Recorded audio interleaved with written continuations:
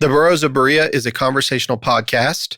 We study the Bible and we talk about it. Not all of us are of the same faith.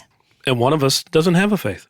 But we still love one another, and we're going to continue to talk about these things. The things we believe in and the things we believe about what we read in the Bible. Not all of these are necessarily true. Some of it is opinion and speculation. Thank you for listening and speculating with us. There you go. That was good. Yes. You are listening to the Burros of Berea. Well, welcome back to the Burros of Berea. I'm Rick Welch, and to my left is Billy Eye Candy Kimsey. Like a Zagnik bar. That's what I say after love making. What? Zagnut. Zagnut. All I can think of is Beetlejuice. Yeah. I didn't know that was on there. It looks like Yes, it was. It looks like the most disgusting candy bar It's delicious. Which Is is it what you really? I love There's no them. chocolate. It's coconut. like coconut. It's delicious. But that's what you hear after sex. The most disgusting. Zagnut. Get up. Okay. All right. I'm having a hard time putting that together. But okay. All right then. And we got Tiziana, Mom So Hard Subverse. Y'all about to lose your screen time. You know that? That's how you're momming? Mm-hmm. Screen time. It's a real You're thing. about to lose it. Yep. This behavior. Behind the glass, Rocket Man Andy Bishop. I wish you would take my screen time away. Yeah, for sure. Yeah, well, remember- come to my house and don't eat your dinner. That's exactly what's going to happen. You remember when none of us had any screen time? Wasn't that bad? No, Yeah. That's Wasn't right. that bad? That's true. And Rick Big Daddy Carter. Oh, yeah. Oh, yeah. Oh, yeah. Unfortunately, we do not have the Honorable Sarita Edgerton, and we do not have Ralph Hicks. And today is a very interesting, lovely day, and I hate that they can't be here because this is the first episode of our season 5. Can you believe that? Billy, can you? That's Zagnut right there. Some of this show has been Zagnut. I'm not even gonna lie. That's crazy. So Isn't that nuts? Yeah. I mean, and we're going to get into this. What we're going to do today is we're going to talk about going into our 5th season, like some of the things that we learned over the last year in our 4th season, and just with Cherry kind of in and out, and then with everything that happened with her, and then Tiziana taking on a full-time role with us now, and more so, and that's great. But the first episode that came out in the 4th season was our roundtable discussion of the Flat Earther globe. Oh, wow. wow. To I date, missed that. Tough act date. to follow. to date, it is the most listened to podcast episode that we've ever had. I cannot Wow. decide. I cannot decide how I feel about that. Like, what are the metrics for that, though? Like, what does that mean in terms of numbers? Over 300,000. Oh Have- my. And have is that just listened. on Spotify, or is that across all your platforms? That's all platforms. Wow. Yeah, that was through my RSS tells me from all platforms. Oh, I see. Yeah. Wow. So, Wow. because that's what I upload to. Yeah. Over 300,000 streams. The crazy Wow. thing, that was, out of all of them, that might have been the one we went into trying to be the most prepared. It went completely sideways immediately. It was, and funny enough, believe it or not, Mike Green, Yes. who was a part of that panel with Yep. Jordan and Pastor David Curtis. Right. Mike Green and I have become incredible friends. Like, we're really good friends. He's We cool see dude. each other every other week. We get together in a small group, and I love him and his wife Sue. They're wonderful people. Here's the thing: you can have differences and still love people and just get along with them fine. We just have to agree to disagree. Yeah. And that's harder to do for some. Or don't Yeah, or don't show up. Yeah, exactly. Don't come anymore. My beloved, I have a beloved family member who Yeah. is a flat earther. Just 100% will show me videos about it and will Yep. talk to me about. And I just listen and I go, yeah. Because I mean, like, if every ounce of science in the world has not convinced you, That's You know, absolutely true. Yeah. I'm not gonna. that's So exactly I just right. listen and I go, okay. I'm so dumb. I'm always like, but gravity. I know, but see, like in that argument with the Flat Earther globe, we talked about that, and it was considered anything that I said would be considered pseudoscience. There was no way to Yeah. prove it or whatever because I couldn't verify it or whatever. Gravity didn't exist because there's only buoyancy. Just all these arguments that no matter how prepared I was, the fact is that I'm they not a could just scientist. deny. I'm not a scientist, and the other thing is, I trust what I see. And by see, I mean there is videographic and photographic evidence out the wazoo from all kinds of different space agencies. But you have to believe that those are real. Yes. What do you got there? Gravity. Gravity's real. It's buoyancy. That's buoyancy. Just kidding. So what episode was that? Because I didn't. That listen. was episode. For some reason, I wasn't here. That was Maybe- episode It wasn't here. 169. It was in Virginia. We were in Virginia Beach. Yeah. Okay, so what number was it? Episode 169, and I can remember that. Yeah, it came out Um, on February Stagnant. 8th. Sorry. Bam! Without gravity, I'm pretty sure buoyancy can only cause things to go up. Yeah. Because it is gravity that pushes things down when they're negatively buoyant. That's because they weigh more. Andy can't let it go. I cannot. Andy cannot. No. But here's I the thing. remember listening to that episode. I was on my treadmill, and it was like back when my 4-year-old was still 3, so she would nap. And it Yes. was like back when I used to get like a very small period of time in my life a day where both the 2-year-old, the 1-year-old and the 3-year-old were napping. And I remember listening to that episode while I was jogging and just being like flabbergasted on the treadmill. Did you have that treadmill flat or was it inclined? Was it buoyant? I don't. I'm a flat treadmiller. I'm gonna plead the fifth on that one. Well- I'm not gonna And the thing, indict myself by Yeah. answering that question. one of the things that for me that I discovered there, first of all, Jordan Grant is not dumb. He's incredibly smart. He really is very, very Oh, yeah. smart. And he wasn't making any positive claims, is what he was saying. He's like, I'm not Yeah. making. No, they don't do that. But It was it's like, yeah. But here's the thing: there was a group that was over in Britain, in England, that listened to this particular episode, and Oh, they yeah. shared it, and they talked about it, and they were like, I think they're called flatsoids, so they're flat earthers, right? Yeah, Jordan slammed you so That's bad. that's what they said in the beginning. They're Yeah. like, oh, he really slammed him or whatever. But then after a while, they started actually liking me. And they're like, hey, we actually like that guy because he's not like just hammering down. He's trying to listen and trying to understand, Yes. but also trying to give his point of view. Mhm. So that it actually ended out, pretty good. So I think with them sharing it and us having it and people that are into this, it's sort of I think that AI probably drives things to this episode because it is, it gets clicks, Yeah, and it's if it gets clicks, controversial. Yeah. yeah. So Yeah, sure. but all in all, like my relationships with the gentlemen that I spoke with, they're fine. Like I'm happy.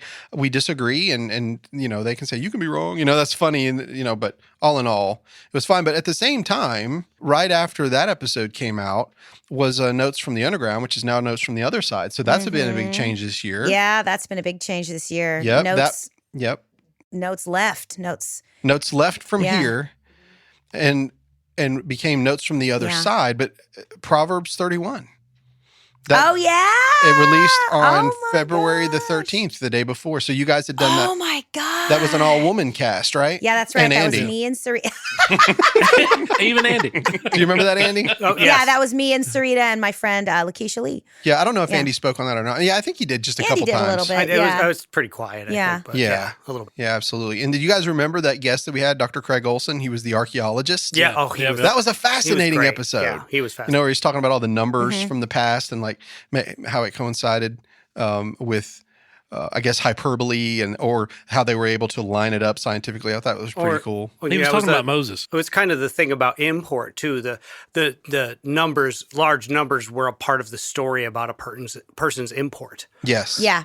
Yeah. That was a really fascinating interview. And then I interviewed Pete and Rachel Rue again. Yep. And I love them. And they had that book, End Times Explained. Yep. Yes. Yeah, I really enjoyed that book a lot. It was wonderful to be able to go into it and read all of the different views and see why, people hold what they It's kind of hold like their to. good. It was their second attempt, but it was like should have been their first book. It was Yeah. really good. Yeah, it's kind of like read that book and then read their first book second. We finished up a study called Walking in Step with the Spirit. That's one that Sarita had Sarita led. did. Mhm. Yeah, which was a really cool one. And then we did that one with Kelly Coy. How Yes. Sovereign is Our God. Yes. Do you guys remember that one? That was a weekend one that we did, Andy, where we had our friend Kelly Coy come and we talked about Oh, yeah. Calvinism Yes. and like the tulip, all of the points of Calvinism. Yeah, that one, and then that one kind of spun off and To the Had a the elect. response. Right, didn't it? Didn't it turn into Had a the re- whole series on the elect and what it means to be the elect? Yeah, we talked about that, but what ended up happening was after Kelly had shared that information, the way that his perspective, Pastor David Curtis had listened to that, and then he had brought it up, and then he mispronounced Kelly's name, called him like Cody Kelly or whatever and got it all wrong. And then there was kind of like a little hubbub, but we got through that. He had a response episode or something to that. Yeah, he came back. He comes back a little bit later. That's one of the episodes that'll come back later where he comes in and he shares his testimony. Yep. We had Pastor Zach Davis from Arkansas. Yep. He came in. Then, we didn't finish up the Walking in Step with the Spirit. We were at part 3 at that point. And then episode 182 in April was Tracy Hewitt. She came in. She was the wife of the cop that had been shot on duty. Yeah. Yep. Mm-hmm. She's had a very rough year this year, too. She's a very powerful person. And then Tiziana in April, you picked up this episode. It was called Look to the Stars. Yeah. Astrology in the Bible. And that's when you decided that maybe notes should be his own podcast. Yeah, I was like, we're going to talk about astrology. See ya. You're out of here. You know what? You're in the stars. You know what? I think that you should probably go away.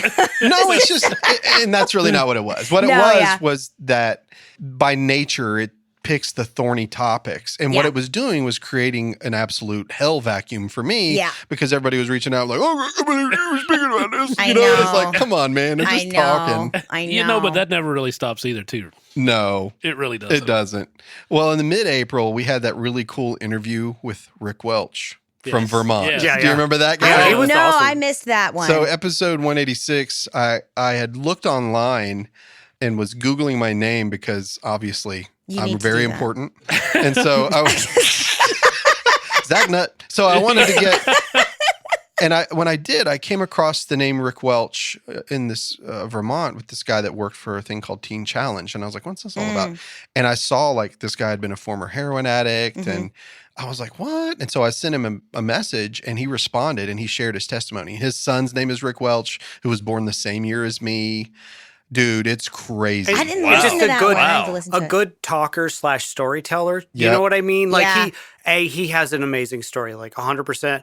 But also he knows how to tell a story. Who's really good. Well, if he's in part of Teen Challenge, he's probably honed his story. Yeah, and that's probably true. Yeah. Yeah, and if his name's Rick Welch, he knows how to talk. I mean, let's be honest. He just loves to hear himself talk.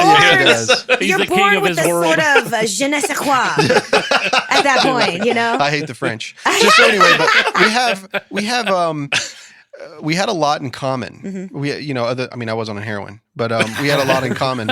And what was amazing, I sent a message to him the other day because I wanted to connect him. And this is a really cool part of the story. He's retired. We actually got him right before he retired. And so at the beginning of 2025, he's retired.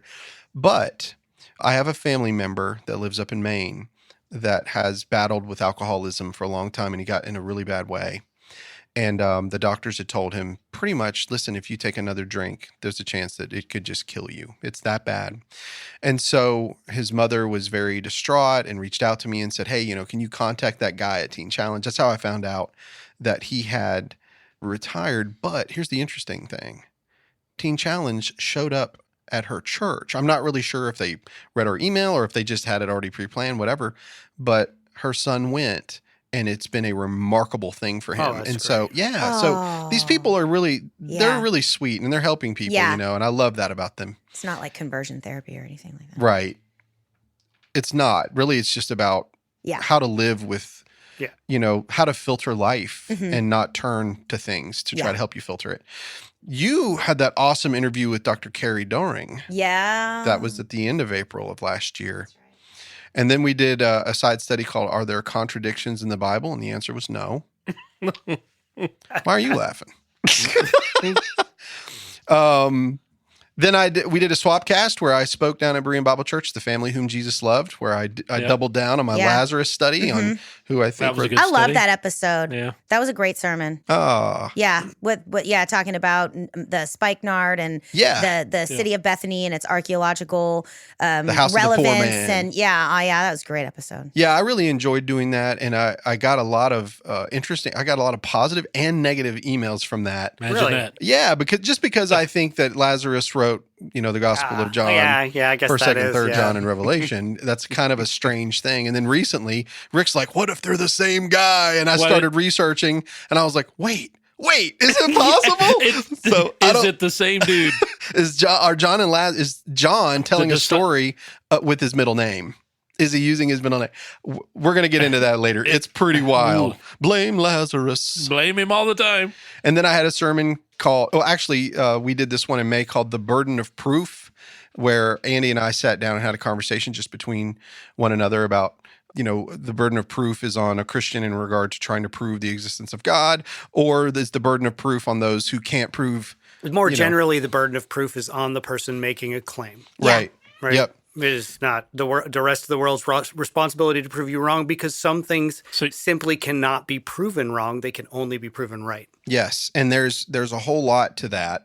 And I've been in these long talks, and you'll get to meet him in the future, Andy, this fellow by the name of Alan Bondar, who left the faith and is full atheist, but he wrote this book that really exposes like brainwashing and addiction in Christianity, like how this can be used as a tool to like warp people's minds and then make them go in a specific. And I would have to agree. I agree with a lot of his book. Oh yeah. A lot of it. Yeah. But they demand empirical evidence, for the existence of God, which is something that no one will ever be able to do. Yeah, you can't do it. And if you could prove God with empirical evidence, then we wouldn't be having these conversations, would we? But Andy said something brilliant a long time ago.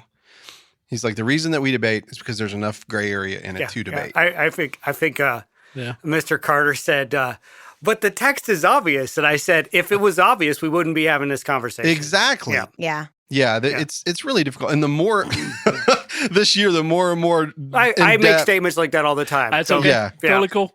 Rick and I have went down so many different paths this year, and we've been focusing on like, what is the CBV and the IBB and the CC and the DC and the and the BBC and the BLM and the bowel movements. You're gonna start rapping now? Yes. So we looked at, we've went down so many different rabbit holes. It's very difficult, especially when you come from the full preterist paradigm, when everything is fulfilled, then what you think is physical is not, and what you think is spiritual is, and when vice versa. Now you got to go back to the beginning and you got to try to put it all together. Like, well, if it wasn't physical, then what did it mean in the beginning? Yeah. Wow. Which I am in the smack in middle of right now, which is a lot of fun for me. Yeah. I had to go back in time because I missed so much. I didn't become a part of this show until year 2 or 3. Right. Yeah. And even then I was just like, I just popped in every now and again. And when you join a podcast, you start listening to a podcast and there's that amount of backlog of material to absorb and like listen to. Yep. You guys often will say things that that you guys have been talking about. Yeah. I still to this day have no idea who Gary Chapman is. Who? Or what's his name? Gary DeMar? Yeah, that guy either. Really? Yeah. No. Gary Chapman's the guy that wrote the 5 love languages. No, the other guy you just said, the Pastor Chapman, whatever. Who David Gary Curtis. David Curtis, see? Yeah. Oh, David He's the Curtis. pastor of Berean Bible Church in Virginia. See, because you guys will be like, oh, so-and-so said such and such, and then we did such and but there's all this backstory that you need to know about, and I didn't know any of it. A lot of those quick references are usually people from Berean. Yeah. Not frequently. Right. Not But always. you guys be like, oh, Or yeah, at least blah, blah, blah. related in some fashion to them. Right. For And sure. even with y'all's, and nobody at home can see me, but I'm looking at the 2 Ricks across from me right now. But y'all and your conversations with preterism and like universalism and, what's metaphor and what's physical, like I've heard it, but it's like kind of like in the most polite way gone one ear and out the other, because I didn't have like necessarily the base for it that you guys had. And so like now that I'm doing my study for notes, which is like the material realities of heaven and hell and where did that come from and what did the ancient Hebrews think about these things, I'm now doing that work and I'm like, my little brain. You're starting to catch right up. Oh my gosh. It's I'm a starting meltdown. I'm catching up and I'm like, oh my gosh, we've gotten it so wrong. Yeah. We've gotten it so wrong. And a big piece of this too for me is, and this is something that I'm going to not bogart the rest of the conversation, but we took 1st and 2nd Maccabees out of the Protestant Bible. Those books are a part of the Catholic Bible. Right. And that war was extremely important when it came to Israel's conceptualization of the kingdom of God and the Messiah and the kingdom of God on earth, because they did the thing. They threw off the oppressive ruler. Antiochus Epiphanes. That's right, Antiochus Epiphanes, that was trying to, occupy Israel and force them to conform. They rose up. There was a revolt, much like a couple hundred years later. Yeah. And they won. They won.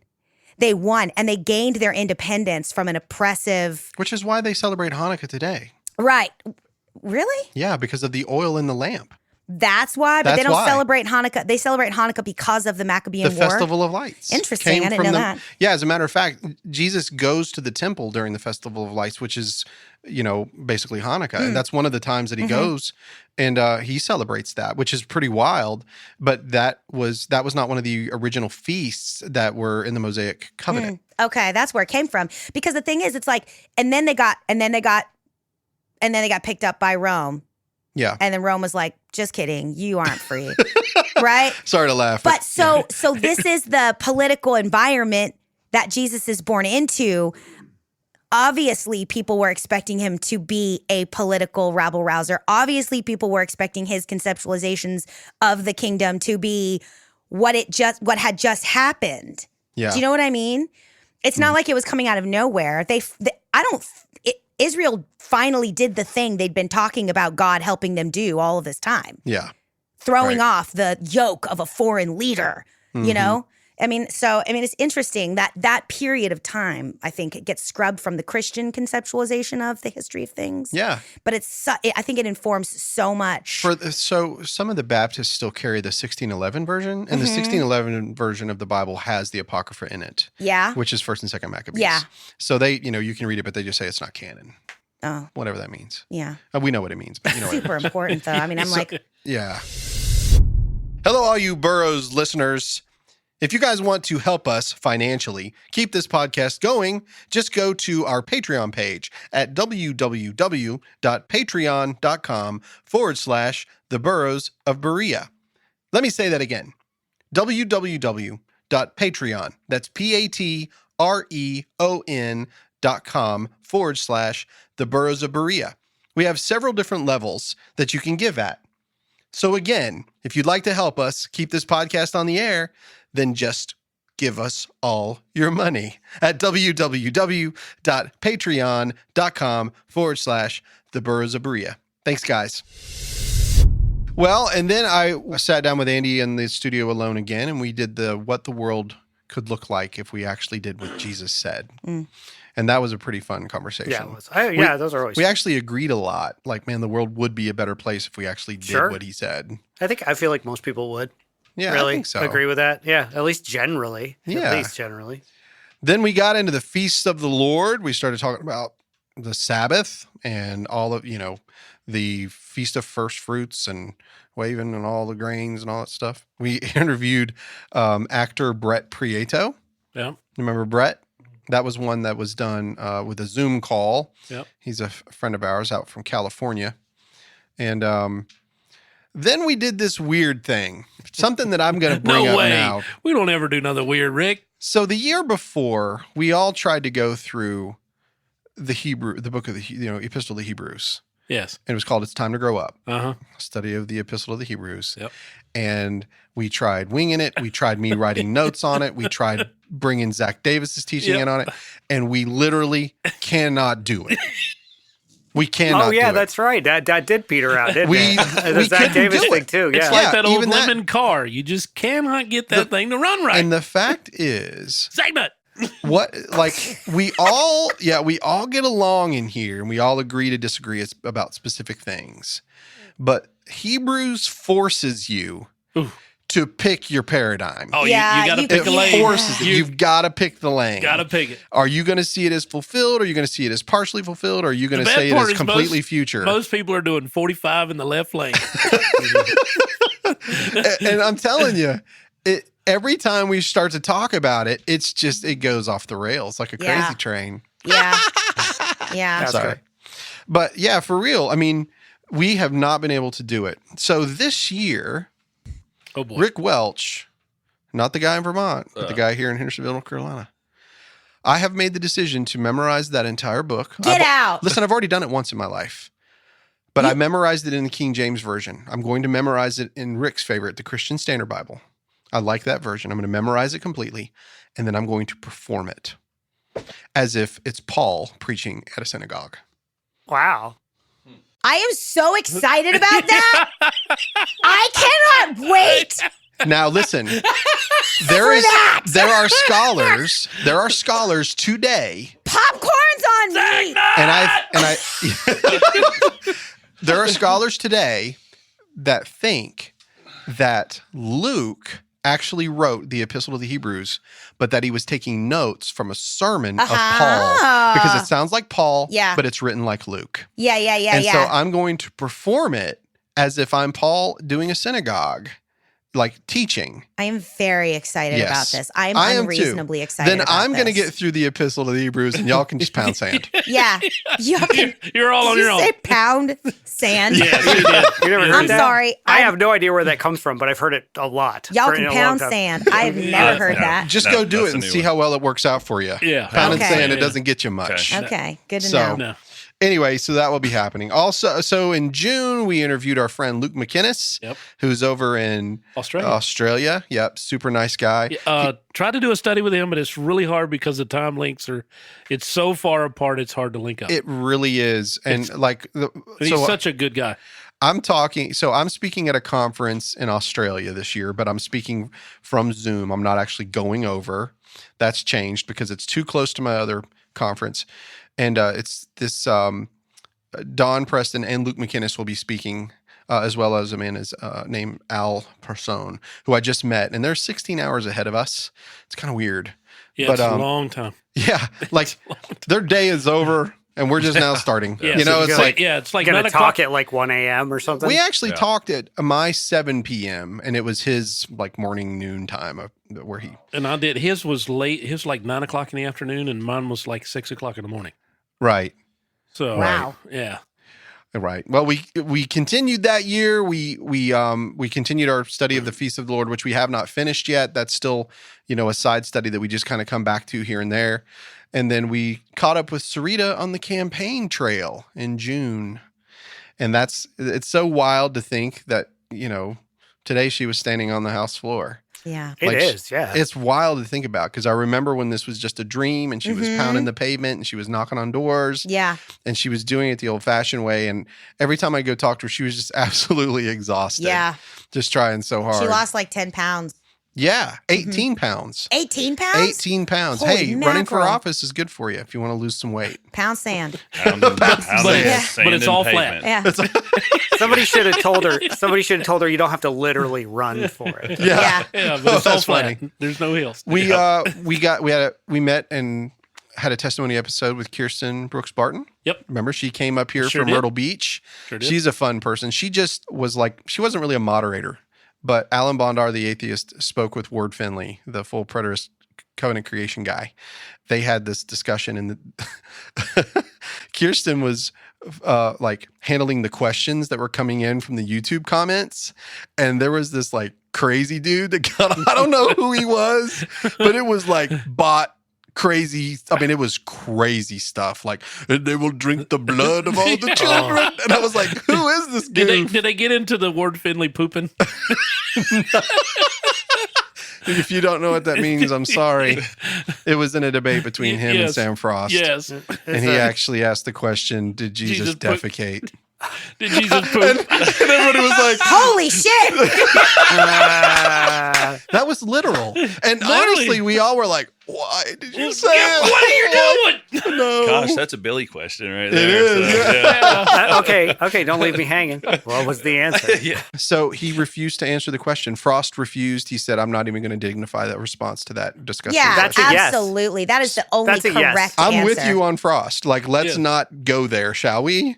And it was really funny because Jeremiah Nortier was or Nortier, however you say it. He put this little face bubble and he was like, oh! It went off the rails. It really did. That's funny.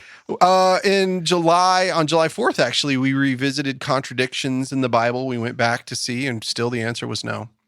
Yeah. Yep. Isn't that where did we have We Dr. made no Eric Smith positive on that? claims. That was Ralph. Let's see.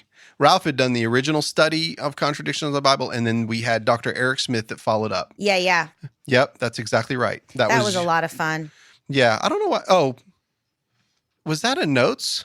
It was both because what happened was That's right. I showed my ass and Nice. got upset. And so I asked Eric, I was like, look, I think that things went sideways. And could you please listen to this episode and then maybe come visit? And like, I don't know if I've ever said any of this on air. Really? No, I don't know if I've ever said any of this on air. So here we go, everyone. This will be a lot of fun for me. So I sent the episode to Eric and I was like, look, this is what we're trying to figure out. Like, Dr. Eric Smith is a professor of New Testament studies at Iliff School of Theology. He had wrote a book on Acts. Like, he's a New Testament scholar. And so I was like, look, this is kind of what we're talking about. And it really wasn't even supposed to be contradictions in the Bible. It was a Dan McClellan TikTok that was about how sometimes the conceptualization seemed to change over time. And there was like a specific verse that said, no one's ever seen the face of God. But then it was like, but then how did Jacob wrestle with God? And it was like, well, no, Jacob wrestled with an angel. And he was like, well, no, it used to be. Anyway, that was the whole thing. So what happened there? That was the conversation. Right. And so I sent it to Eric and I was like, would you be willing to come in and like talk about New Testament studies and like, you know, contradictions, especially in like the four gospels, that the other. So he listened to it and he texted me back and he was like, to be honest, this entire episode needs mad fact checking. Welcome that's to what he texted me. Burros. That's what he texted me. Well, welcome to the Burros, but welcome to this ass right here. Yeah. Because I In was the particular. one that, because I did a lot of I did a lot of talking. And so he was like, Female and I was ass like, is a Jenny. Just and so you know. I said, well, that's okay. That was why I asked you to be on the show. Yeah. Because I think I think we need some clarification on some of these things so that we're not just, you know, saying whatever the F comes right off the dome. Yep. And he was like, I was like, so, you know, tell me. And he was like, no. He goes, and then by the way, like, this is a person like who was my professor who obviously like I admire and look up to and like think he's really smart and like, He was you know, very, very smart and very so nice. kind. Such a humble dude. Yeah, Eric is really cool. He likes to be called Eric, you know, so Eric's very cool. And his mom lives in Black Mountain. Yes. So I've been checking on him and his mom's okay now. His brother and stuff have been helping her. Her access road was washed out during Helene and Right. didn't have water for a couple weeks. But anyway, so he was like, I don't want to be the police. And so I had to sit there. Well, I didn't have to, but I chose to because honestly, like, if you claim to follow Christ and yet humility is not one of your foundational tenets, I think that maybe we should have a conversation. Yeah. And so in that moment, it was like, I'm not going to choose pride. I don't want to be arrogant. If I think that I have a right to sit in front of a microphone and tell people a thing or two about the Bible, then I need to be willing to have a thing or two told to me. Is that when you developed Whoops? That was when I started the Whoops. The Whoops segment That was of notes when where you're saying. yep, where a segment Whoops. of the show I lovingly refer to as Whoops, which is Yep. where we start out the episode with what I said wrong last time. Yes. Although I think I might have, I actually like created Whoops for the astrology series, but that was part of that. Yeah. And so then he came on and did an interview and I had to I listened to the whole episode and anytime I made a claim of any type, I went back to my books, I went back to my studies, I went back to my notes, and I made sure that it got a little like verified check mark. And if it didn't, then I started that episode with being like, these are some of the things that I said that were wrong. And this is the correct answer. And Yeah. it didn't turn out, I don't think it turned out to be anything like earth shattering, Mhm. but it still was like a really important kind of pivotal moment for me in terms of like how I navigate and what I bring to the table in my own studies and also as a guest on this show. Yeah. You know, it was a pretty pivotal and important. Yeah. So yeah, I don't think I said any of that, but you guys aired that episode on Burros. It ended up being both. Yeah. And he, for his book, it's called Paul the Progressive. Mm. And if you guys go to episode 201, you can find a link to that book. And also, he has a blog titled A Lover's Quarrel. There's a link there to that. And then he talked about If God Still Breathes, Why Can't I by Angela Parker. And he also talked about God's Ghostwriters, Enslaved Christians, and the Making of the Bible by Candida Moss. I read that Now one. I'm Candida, however you remembering say it. that episode Yeah. finally. Yeah, My yeah. brain's finally catching up. Yeah, it took me a hot minute too. I shared a sermon from Father's Day called How Do I Make My Calling and Election Sure? We continued to try with Hebrews and we're massively failing. Then we interviewed Ed Stevens.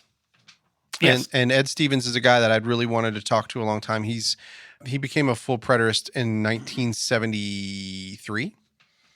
Well, And I was born in 75. So pretty early. yeah, very early. And then he developed the individual body view in 1993, which is the year that I graduated high school. And so these guys have been in it a long time. And so I wanted to talk to him. I enjoyed that conversation with Ed. I respect the man. I think he does a lot of good work. And That was then a pivotal episode. for and then me. we did the Dying, Dead, and Death, a conversation with him. That was the next episode with Ed, where you and Ed really got into that. tried. I limited to some extent on Yeah, that one yeah. just for the sake of it. But the episode before that with Ed was, the viewers couldn't see it, but that was a pretty pivotal episode for me. Yep. What was his last name? Stevens. Ed Stevens. Yep. Edward E. Stevens. He's a pretty prolific writer. He informed me that he only has a master's degree. It's like, okay. How dare he? I know. I have a certificate from dare Dairy he. Queen. How far does that get me? You might get a free comb. He helped me uncode, and he'll know he'll disagree with me, but he helped me uncode 1 Corinthians 15. Right. Yeah. That was one of the things that And while we were talking, he was over there like his brain. Have you ever seen the emoji with the mind blowing? Yeah, oh yeah. That's what his face looked like. It was smoking the whole time. Yeah. And I'm like, oh my God, I cannot believe it completely unraveled the whole chapter for me. And it's, I'm going to have to go back. See, I'm going to go back and re-listen to those 2 episodes because sometimes I start something and then get interrupted and don't get back to it. Yeah. Because then now there's a new episode. And, the you know. second part was probably just somewhat maybe okay. The first one he did well, but I didn't really get into the part what he started to just reading it and some of the key words that he was saying. And then when I went back and read it, it really unraveled it for me. And I've gone back and reread that chapter several times. Mm-hmm. And my opinion is we're missing what Paul is trying to tell us in 1 Corinthians 15 about the resurrection. Yeah. And that's, again, as soon as you start opening your mouth about it, you're going to have every different view that's going to freak out. They're going to go nuts. Every view is going to freak out over. I want to hear it. And the thing is, they're all right. They don't understand how they're right. Well, let's do that on a separate episode. Let's let him talk about 1 Corinthians 15 the way that he interprets it, and then I will send everybody to his email. Yeah. And then he can answer So all I the can questions. totally not answer. We can do it a notes episode if you want. Have because at it sounds like it's going to fall right in line with my current study. Because this sounds like the thing I'm doing now on Heaven and Hell. It's turning into I wasn't trying to decode eschatology or figure out what my own eschatological beliefs were. You cannot get away from it. But you can't stop. You have to. And so it's kind of metamorphosized 1/3 of the scriptures, into a guys. larger. Every That's bit notes of it. from the other Eschatology side, everyone. is 1/3 of the Bible. From the other side, Yeah. featuring Tiziano. No, That's no. right. Well, so we 3 can, Yes. if you want. Billy, obviously. And then, You're welcome, but only if you bring Zag nuts. And, and then in August, we got to announce that Sarita had won the election. Yeah, that was cool. And so we did a follow-up on how to win an election with her. We started working on the armor of God. And then I shared Importunity Knocks, the power of persistent prayer. Yep. And I think, you were there for that one. I can't remember.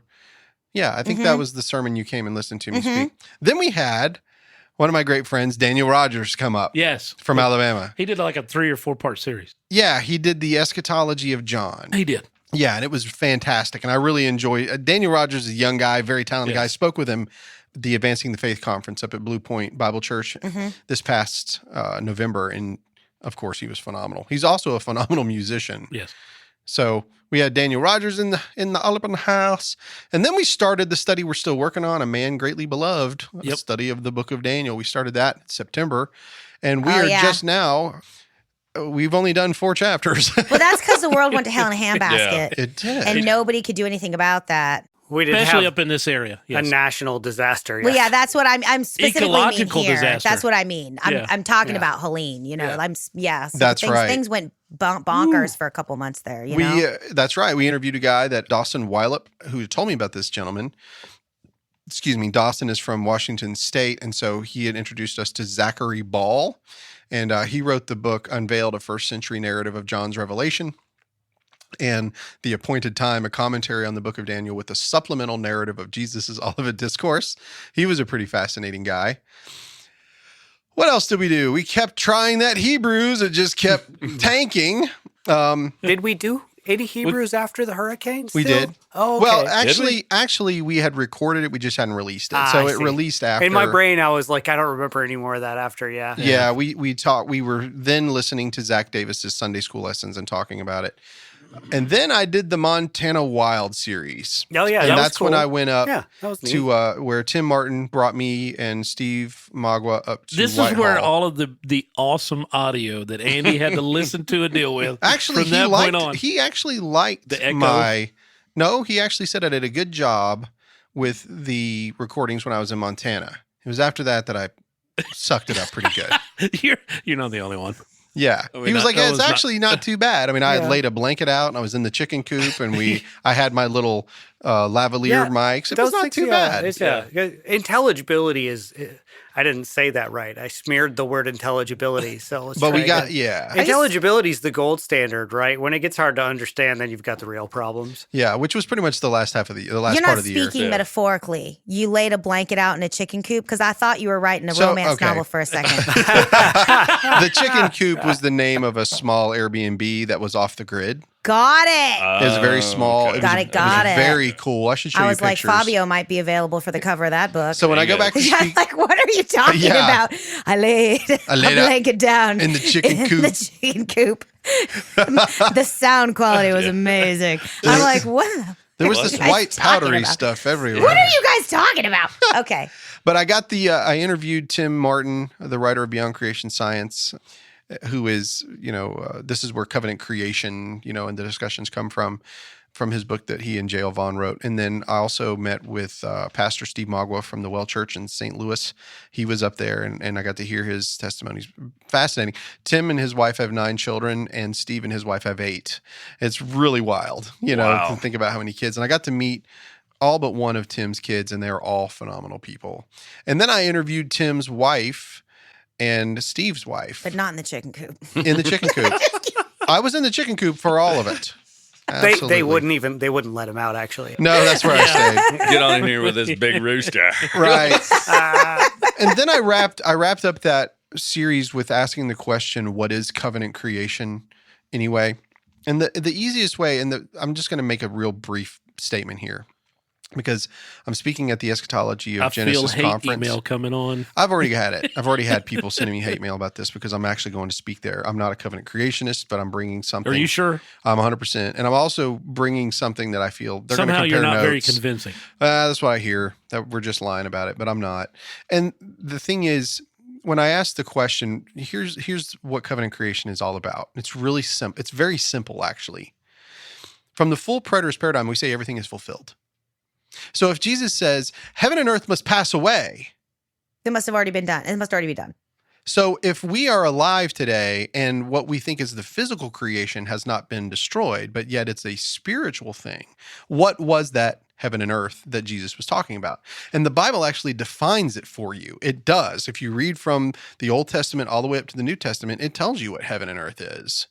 And in Revelation, behold, the first heaven and the first earth have passed away, right? So if you believe everything is fulfilled, then it's no longer about physical things. So covenant creation takes that paradigm and says, okay, if it's spiritual, then what if we backtrack it all the way back to Genesis 1?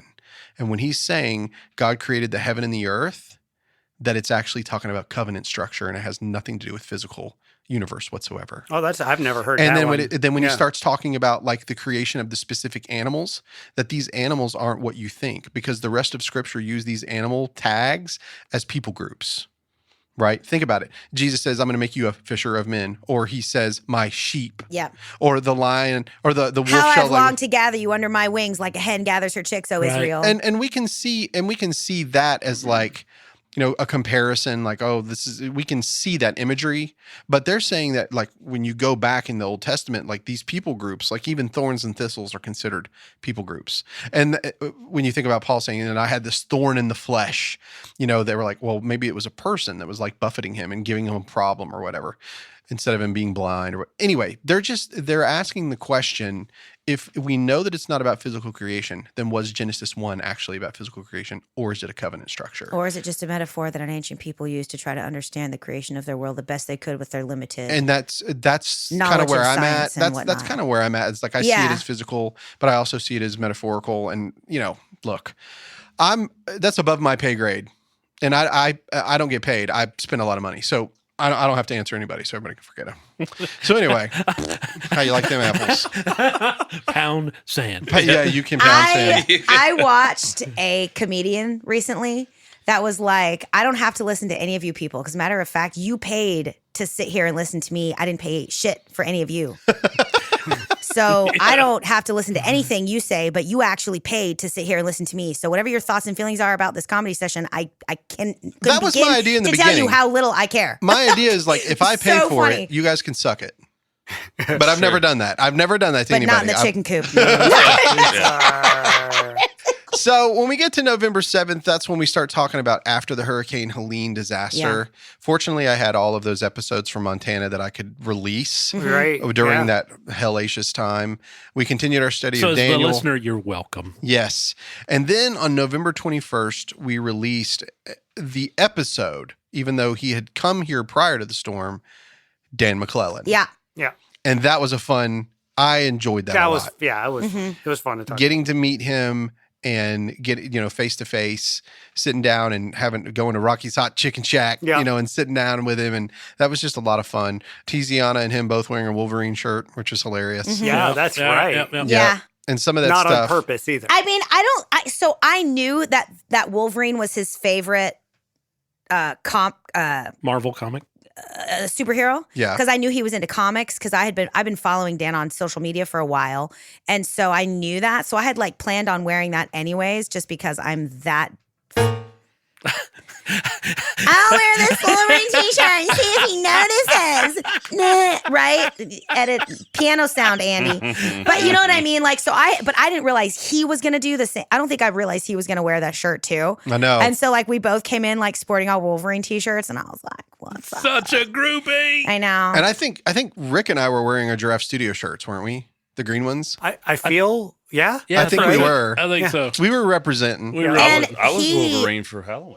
Yes, That's you were. right. Oh my God. I bet you were amazing. He was also the Kool-Aid man. Do you have photographs? I want to see that. Is that in the group or just you? No. Okay. Just text those to me I just privately. want to know how you get the hair. I'm just curious. Yeah. Did you wear skin-tight pants and show the zag nut? I had to wear shorts. My girls made me wear shorts at the campground. Oh, so so when you're- we were trick or treating, I had to put shorts on because I didn't want all. They were like, Dad, Put that away.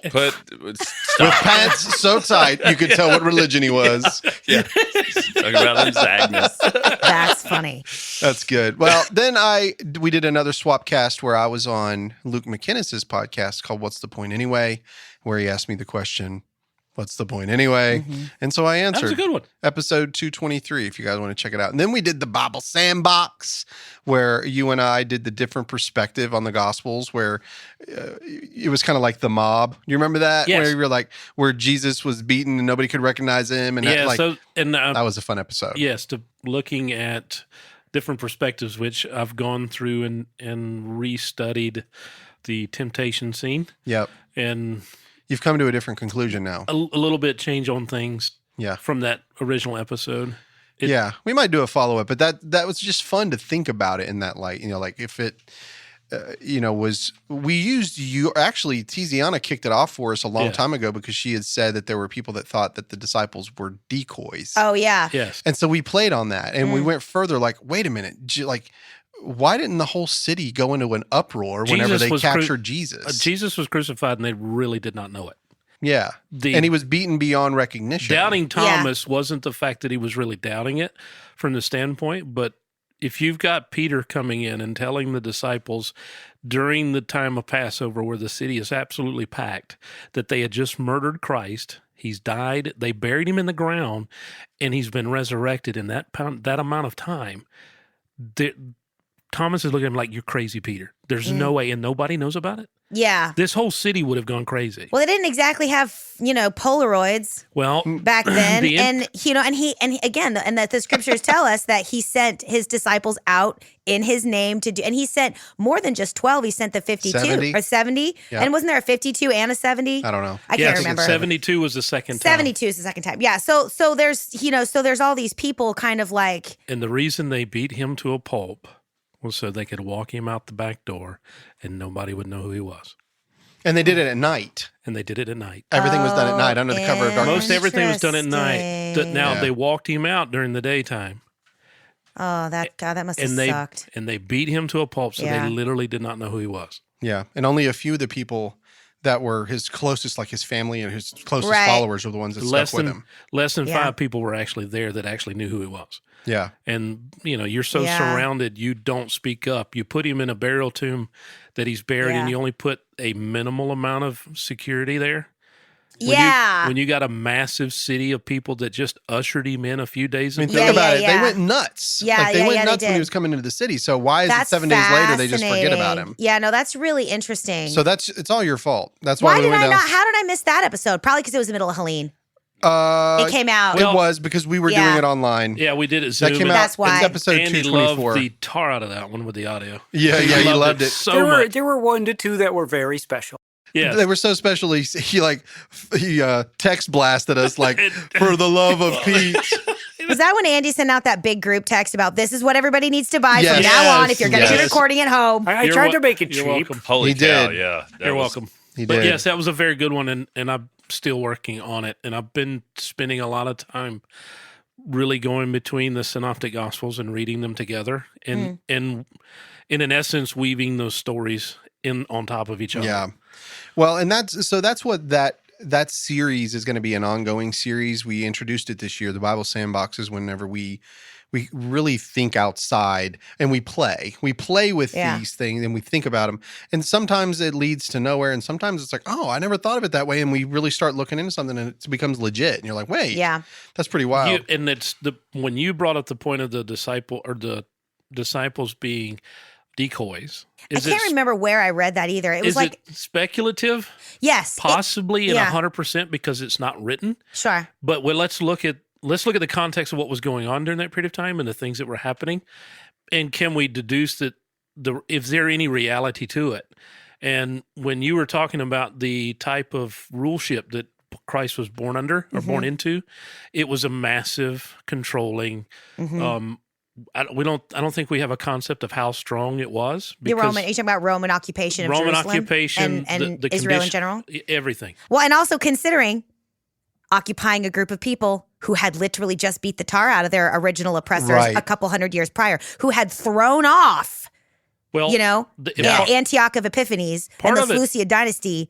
That's a pretty big deal. The true Israelites have basically turned all their armor into, they become farmers. The true Israelites are all farmers now. The ones that were left after the ones During that the- got left behind during the deportation to Babylon because they took all the scribes and all the wealthy families, they left all the poor people at home. I guess they beat their swords into plowshares. Through Rick hit, and that was part of the talk the prophecy that they would beat their swords into plowshares. They did. Yeah. Remember, a lot of the parables were about farming, were about seeds, planting, or vineyards, orchards, Very agricultural parables. agricultural stuff that's all Israel was doing. The ruleship of the temple had then been taken basically over by the Edomians. Yeah, we've actually went through that and proven that which are the Edomites, descendants of the Edomites.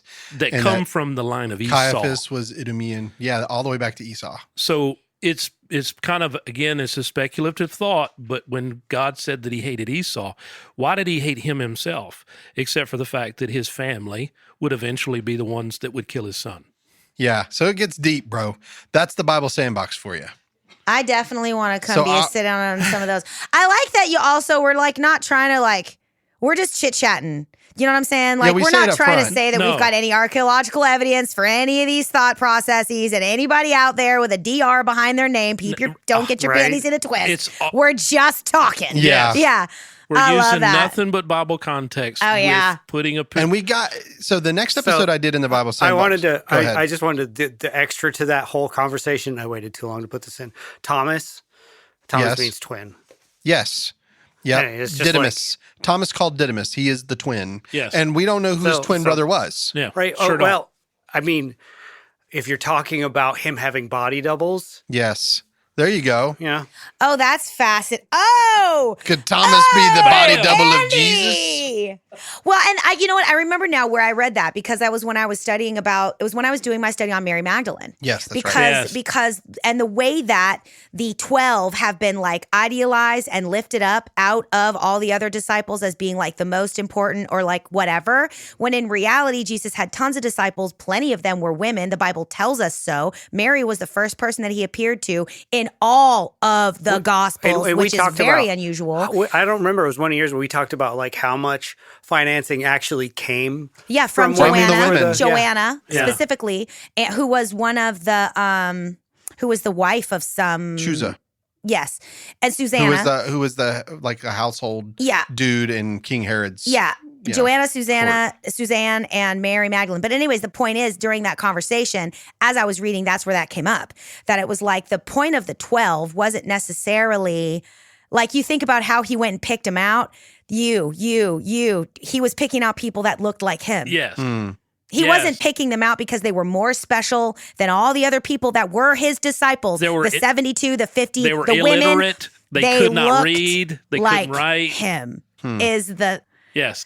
But oh man, stop sandbox. So, Yeah. So the whole point is Pound that it. Christ I'm was pounding pound sand. it. I know. I'm gonna because now Pound that box. I'm thinking about all kinds he of was other stuff. 007 under the radar the entire time. Yeah, He was not anything yeah. that we portrayed. When the beginning when you said we got it all wrong, we're really getting it all wrong We really are. Yeah, because we have no clue. yeah. He was a mysterious person, and he was like, So all of you people that have read your Bible and thought you read it, you're wrong. You're wrong, and we're right. Everybody Pound for sand. 2,000 years. Because Rick's paying Pound for it. sand. I thought That's I right. was lost, but Just- now obviously You're y'all don't know fine. what you're talking about. Yeah. So- It took 5 seasons for you to figure out that none of us know what we're talking about. Exactly. What are we doing? The other Bible Sandbox that we did was with Chris Lombardi, and I had been wanting to interview Chris for a long time. He studied Hebrew and Greek for 33 years, and so it was a lot of fun. And he had listened to a study that I've been doing, which I haven't released on this yet. I'm going to eventually, but I've been doing a Revelation study with 4 other guys, and it's been pretty wild. But he sent me a message and was like, "Hey, I think you guys got a few things wrong."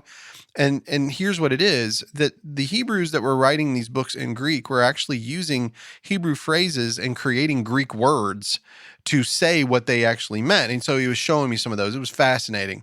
And, maybe he can teach us Hebrew. he could, and he showed me a lot of the ways in which, I can go about it. He showed me a few tools that you can use that actually are very helpful. And it's not like Strong's Concordance. I can't remember what it's called now, but we talk about it on that episode. But that was a fun sandbox. And he is going to come back. We've already talked about doing some more. Hello, all you Burros listeners. If you guys want to help us financially keep this podcast going, just go to our Patreon page at www.patreon.com/The Burros of Berea. Let me say that again. www.patreon. That's patreon.com/The Burros of Berea. We have several different levels that you can give at.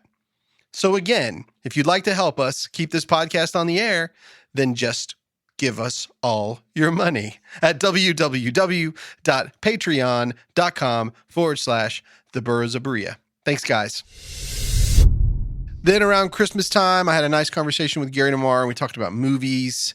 That was pretty fun. I enjoyed I that. really enjoyed that episode. Yeah. Where I told him, I was like, do you want to talk about something not heavy and that no one is going to shoot us or take our families? And he's like, yes. Or write us letters. That's not, yeah.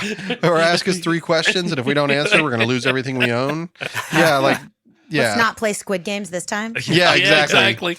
Then I did an episode, What Do I Actually Believe? And that's because I was coming under fire because I'm going to be speaking at a covenant creation conference and MICBB or IBB, or all that stuff. So I answered that there in episode 227. CBB, IBB, IBS, who knows? Yeah, I've got, IBS, irritable bowel syndrome. You know what's interesting? When I respond with my responses, I get nothing. No? Nobody. From what? Nobody. Nothing. You mean like no emails? No, I mean, my responses online, I get nothing. Really? They literally do not do anything to it. They completely like it's ghosted. Really? And I mean, not only have I get recently get comments deleted when I That's brutal. He actually wrote this whole response, and this dude actually deleted all of his comments. just completely deleted it. Yeah, it's Why? like He wanted a response. I gave him a simple, to the point precise response. And I'm not going to say the name. No, don't do it. But don't do honestly, don't do it. Narcissism rules in a lot of people's hearts, especially on Facebook. It's And pretty then people rough. want responses, so you respond, and then you get nothing. Absolutely. Absolutely nothing. Well, and then I did a swapcast where I spoke at the Advancing the Faith on and the greatest of these is love, where I talked about that amazing preacher that saved the life of that Guatemalan man during the Rodney King riots. Then we got for the first time the testimony of Cherry Lewis. Yes. And I don't know if you listened to it. Oh, yeah. That was heart-wrenching. Man, That was powerful. That was heavy. Yeah. Yes. And my friend Karen Rogers just listened to it last night. That's big block. But here's heavy what's right funny there. about that. I woke up this morning and I had like 8 texts because what she does, Karen will listen to it and while she's listening, she will live text me questions while she's listening. Yeah. But it's like 12:30 in the morning. I'm asleep and I wake up and my phone's like, "Bing, bing, bing, bing," and I was like, what's going on? But Karen had a nice talk with Cherry today and they have a lot in common and it's pretty cool. Then I shared my sermon that I did on audience relevance. And then we talked about Miss Edgerton goes to Columbia. Yep. Then that brings us up to the last episode that we had, which was our chapter 4 of A Man Greatly Beloved, study of the book of Daniel. And we're going to continue that study because we seem to be able to get through it. But as soon as we get to the later chapters, it's going to get craziness. It's going to get nuts. It's going to get nuts. It has to. It has to because then- perspective matters. It does. And your eschatology matters. Don't So- say that word. But listen, You're going to Don't say the word. You know what? I have IBS too, irritable bitch syndrome. Okay? that's funny. You have to. But- It's, no matter how hard you fight it, it comes up. It's Yeah. there. It's at the front of your plate. 'cause It's yeah. not the peas you want to turn your plate around and not eat. You That's have right. to. It's You always there. have to make a decision about your eschatology. So all in all, and just let's wrap this episode up with just, a few sentences from each of you guys. Like I ask this every year, but what has this podcast meant for you or to you or about you, like whatsoever? Anything, Billy? You got anything, bro? Yeah, still, I enjoy it. Do you? Yeah, I still enjoy coming, hanging out with you guys. You just, a lot of times it sounds like you guys are speaking Spanish. Like you're way knowledgeable or not than I am, if that makes sense. It's true. And, We say a lot and don't really know much. I like, I like the Santa Claus effect still. Yeah. I just believe. Yeah. I mean, that's Awesome. yeah. I mean, but I still enjoy coming and like the stories of Daniel. That's cool. I enjoy those. Yeah. And listening and studying. Some of the stuff I have no idea what you're talking about. Yeah. Have you learned some though? Yeah. Oh, yeah. Yeah. Yeah. Yeah. And I feel like my faith is stronger. Good. I do read the Bible more, talk to God a whole lot more. Mm-hmm. And that's probably just here, getting older, Helene, just a combination and just living, you know, just good old fashioned living. So I can't believe I come up with 4 years of candy jokes. I know. Oh my God, right? That's And we pretty- just that's hit pretty- the Zagnut today. Yes. That's pretty dumb. Like what else is You know, left? so it's kind of dumb, but anyway, man. nowhere near an eye candy, but I'll take it. And then, but yeah, Whatever. but I enjoy this. I enjoy this. I enjoy this, Rick. Viewers, so thank I you. wish you could see this. So- Yeah, man. Are you thank enjoying it Rick. still? Yeah, You're gonna stick absolutely. around? Yeah, I'll stick around as much as I can, and with summer coming on and the girls playing sports and stuff. Yeah, that's and, part of it. But yeah, and I will get over to your pool. But yeah, we're gonna have our pool party that we talked about for a solid year. Yeah, exactly. You can watch me eat a hot dog. Yeah. Never take a bite. Okay. And never use his hands. that sounds like another chicken coop.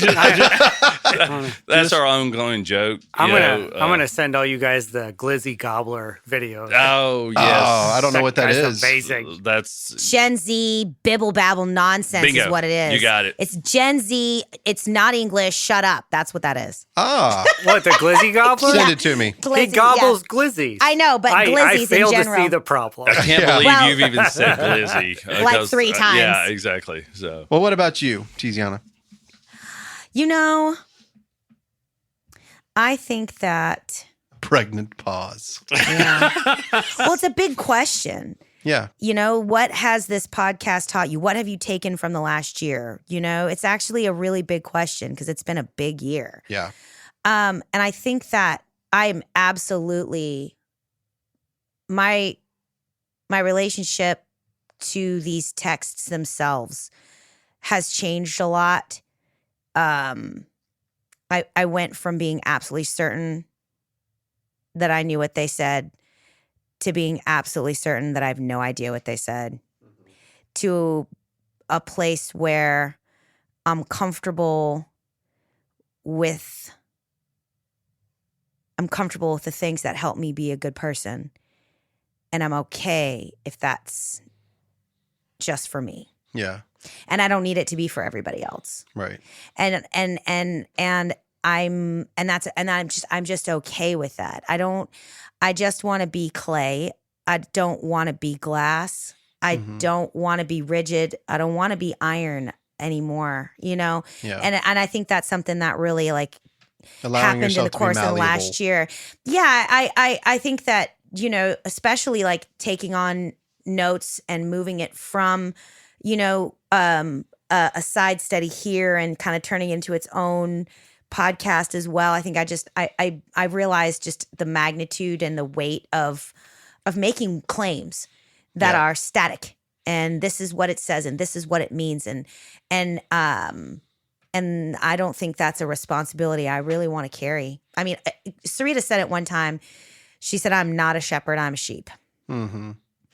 And I am not an expert, and I'm not a teacher. I'm just a person trying to do my best to figure out how to be a good person. I don't know. You've taught me quite a bit. Yeah, same and here. That's an accident, and I'm grateful for it. Right? But like, I don't think but I don't want that to be. I don't want to tell nobody nothing. Yeah. I get it. I don't, and I used to want There's a to lot tell of weight. people There's a weight something. that comes with it if you actually care. Exactly. There's and a I think weight. that's really sort of like what has happened for me in the last year, both being a part of this podcast and then also like, making notes from the other side, its own thing, and having to sort of, be responsible for that as well. Yeah. Yeah. Cool. How about you, Rick? Man. In my biblical space, I mean, this podcast and the group of friends here, y'all mean the world to me. I mean, you really do. You've become like my best friend. Like I talk to him every day. Almost every day. That's awesome. Yeah, and if we don't talk, there's something wrong. Yeah. Usually. And and I hang up on him all the time. And isn't it weird? You just won a contest online, right? Isn't that how you got here? No, it wasn't a contest. No, it wasn't a contest. It was just a message. It was it was a reached Facebook out. thing. It was a completely randomized thing. I just said I was trepidatious coming into this conversation. Please be gentle, and he liked the way that I said that. Yeah, and then I'm like, I responded to him, and something out of context for me to do, even now, because like at times I'm not a huge commenter. I read a lot, kind of a Facebook stalker in ways, and. Which makes me feel like I don't know if I want him to be my friend anymore. Yeah, I understand. Just kidding. I understand totally, absolutely. I know I'll that's quit wrong. posting pictures. But Weirdo. You go to Rick's house. Hey, look, man. You go to Carter's house. There's like in a back bedroom. There's like a shrine built to Rick and the Burros or it's a Berea. beautiful See, mind. Photographs from all of his Facebook See, pictures. Billy's the eye candy for sure. But I'm that candy in your grandma's house in that glass thing that's just been sitting there. And it's kind of all melded Yeah. together. It's hard You candy. can't get one piece out of it for nothing. Some of them's not wrapped. None Who knows at if it's all. been put back. Yeah. Oh, And man. you can't tell if the color's from the dust or it's actually the way it was made. Manufactured that way. Yeah, that's That's kind of funny. me. That's kind of me. But I mean, guys, y'all mean the world to me. I can be who I want to be at all times, and I mean, I can say to you, especially in our conversations, Rick, some of the most outlandish and craziest things, and I know that it's crazy, but I mean, you listen and you accept, and we move on. I don't always accept, but I listen and I care. Well, I mean, we accept that we're who we are. Yeah. We accept who we are. Yes. I mean, do we agree? Absolutely not on every case. Right. And we still debate or argue and, to our points of view. And I mean, I love it, every bit of it. Yeah. I mean, I'm as much as I have been, through my work into preterism to where I am now, it it's always some bit through anger, because when you keep finding something wrong, he's like, man, why is it wrong? Why were we wrong? Yeah. Why? So I feel like I'm shifting gears, getting deeper, reading into things, that allowing to the speculation part of it to not be, take it over the moon part, but let's do it all within boundaries. Take the speculation into boundary areas, that they're like the sandbox part that we've come up through, and go as far as we want to go with it within reason, and see what's there. And picking up from what you've said, Tiziana, and what we've talked about. And I think I've discovered some pretty amazing things. And you drive 2.5 hours. Yes. I don't know if people know that. Yeah. Every time. Man, that's awesome. Well, I drove from Augusta today, so that was 3 hours. I know, and I sent him a message. I told him yesterday, I was like, Yeah. look, you can do a Zoom if you need to. And he's like, no, I'm coming. Yeah, I live Well, 10 minutes away. only if you dedication. I have can't the hardly good get here on time. equipment now. Yeah. Yeah. Do a Zoom. Yeah. But But you better buy what Andy told you to buy. Consider Vandy. Yeah. That's the whole reason he came. He's like, I don't want to do But yeah, I mean, it means that much to me. It means y'all do the time to sit here, the time to enjoy, time to learn. Yeah.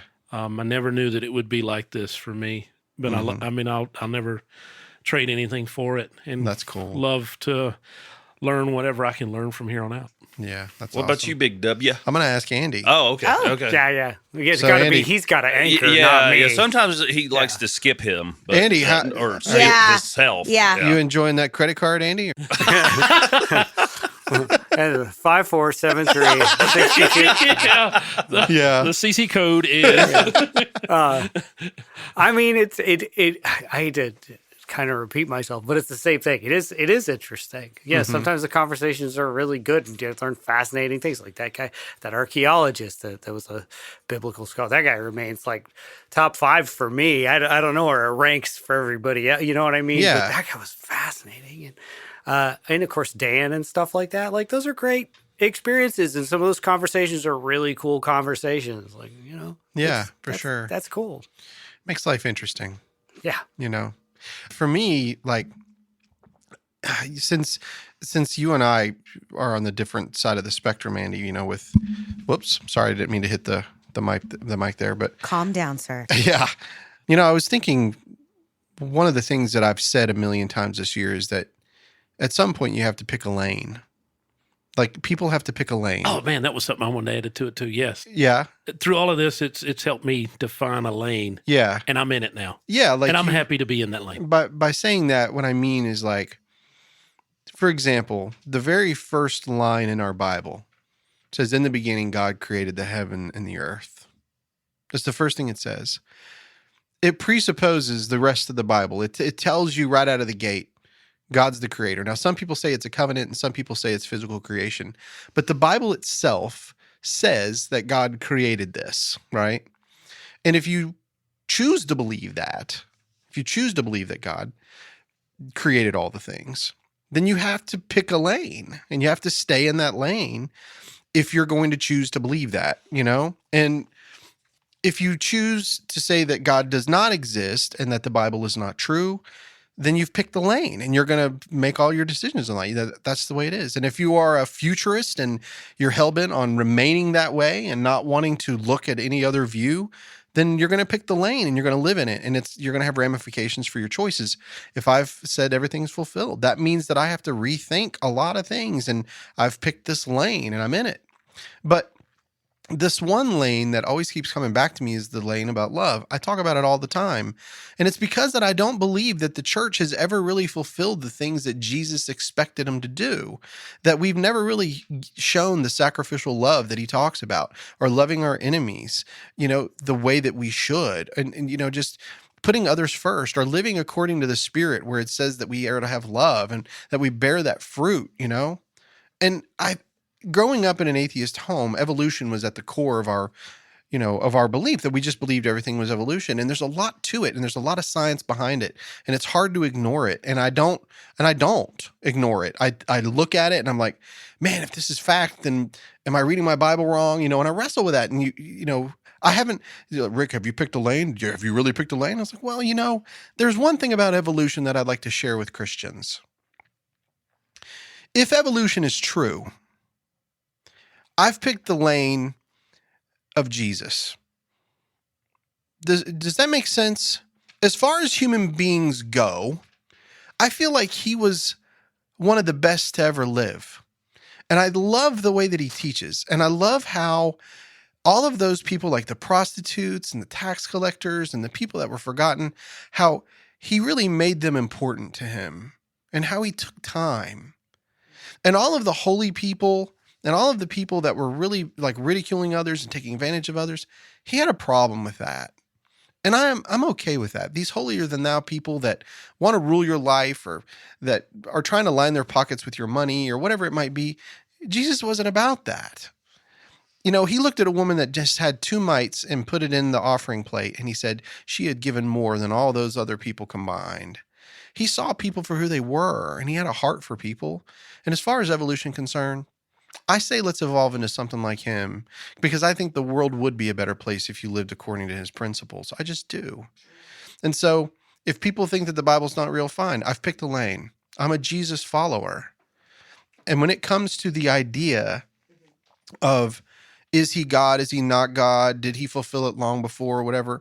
I'm really more focused on what he did with other people. That's just where. And how I can follow that example. Yeah, like if we're to walk in his footsteps, or like some predators would be like, you don't have to do the Lord's communion anymore because it says, until he come, and he's already come, so you don't have to. And it's like, you know what? I like doing it because it reminds me of what he did. Yeah. I do have remembrance. I don't see him physically. Yeah. And all the things that I've learned about him are in my heart. They're just in my heart. And guys, there'll be people that cuss me out and I can look at them and I can punch. Dude, I can punch you in the face just as easy as anybody else can. But I've got this little still small voice inside me that says, can you love that guy? Can you do it? Because I'm going to show you how. Yeah. And it's like, and I see it in the scriptures, like how he did it. Like I see how he did it or how the Spirit taught him. Love, joy, peace, patience, kindness, goodness, faithfulness, and self-control. Are those bad things that we should evolve into? What's wrong with that? I've picked a lane. It's just the lane that I've picked. And I'm okay with it. Yeah. I really am. And I don't need to define it for anybody. Yeah. I just need to live it. Yes. And that makes me happy. Mm-hmm. And therefore, I'm happy. That's great. What's wrong with that? Nothing. That's excellent. No, that's excellent. I'm not hurting anybody. Excellent personal philosophy. Yeah, I'm not taking anybody's money. I'm not doing anything against anybody. Yeah. I spend a lot of time talking about it because I enjoy him and I love him and I love this, and it's not my job to convince you that God exists. It's my job just to love you. That's really my job. Somebody that's hurting and that's homeless or, God forbid, whatever's going on in our country right now, there's plenty of room to start loving some people. People need love, man. Yep. There's plenty of room for that. That's right. So I've picked a lane. I'm a Jesus follower. I like what he teaches and I want to follow what he says. Do we need to listen to DC Talk's Jesus Freak now? Yeah. I like the later part on that where they fake that woman singing, "What would people think?" Oh, yeah. She's like, how many people are from Shelby County? I see your hands in the back. Yeah, that's a good album, Jesus Freak.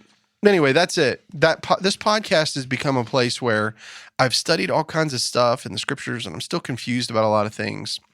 But I'm a Jesus follower. And it meant the world to me, even as a child, all the way up until I grow. And yeah, there's a lot of things that have been wrong with it. Mm-hmm. But I always come back to that basic, like, man, he's challenging me to love this person. That's the hard work. It is. That's where the work's at. And because it's like people as an idea, pretty easy to love.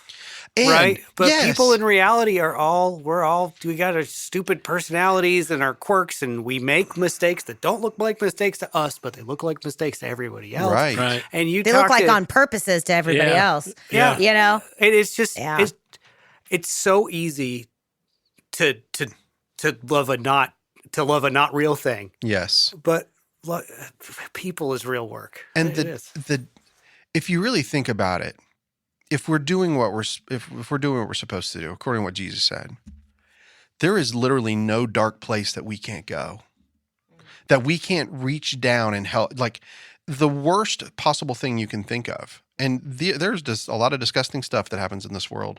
But if a person comes to the end of themselves and they're like, I need hope, we can offer it. Right. And we can do it. And we are not supposed to judge as we do it, but some of us do. And I used to a lot. I try not to as much as I used to.